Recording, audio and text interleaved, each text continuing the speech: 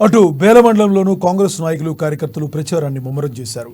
Assembly incharge కంది శ్రీనివాసరెడ్డి ఆదేశాలతో మండలంలోని దౌన, రేణిగూడ, పాటగూడ, జంగుగూడ, చించు గ్రామాల్లో ఇంటింటికి తిరిగి కాంగ్రెస్ పార్టీ ఎంపీ అభ్యర్థి ఆత్రం సుగుణకు ఓటేయాలని ఓటర్లను అభ్యర్థించారు. కాంగ్రెస్ ప్రభుత్వం అందిస్తున్న సంక్షేమ పథకాలను వివరిస్తూ చేతి గుర్తుకు ఓటేసి ఆత్రం సుగుణను భారీ మెజార్టీతో గెలిపించాలని కోరారు. కాంగ్రెస్ పార్టీతోనే అభివృద్ధి సాధ్యమని, బీఆర్ఎస్ బీజేపీలను మళ్లీ నమ్మి మోసపోవద్దని తెలిపారు. జంగుగూడెంలో ఈరోజు కాంగ్రెస్ పార్టీ అభ్యర్థి అయిన ఆత్రం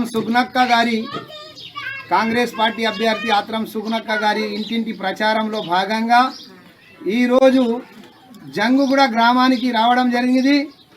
జంగుగూడ గ్రామస్తులు కూడా కాంగ్రెస్ పార్టీ యొక్క మేనిఫెస్టో గురించి, కాంగ్రెస్ పార్టీ తెచ్చిన పథకాల గురించి కూడా వివరించడం జరిగింది.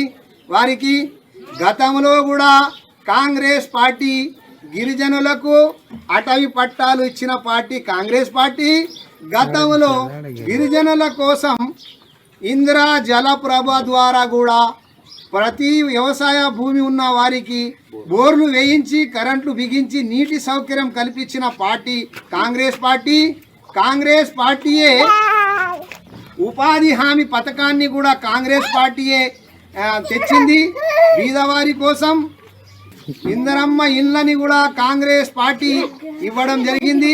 ఎస్టీ సప్లాన్ కూడా కాంగ్రెస్ పార్టీ ఉన్నప్పుడే ఎస్టీ సప్లాన్ తేవడం జరిగింది.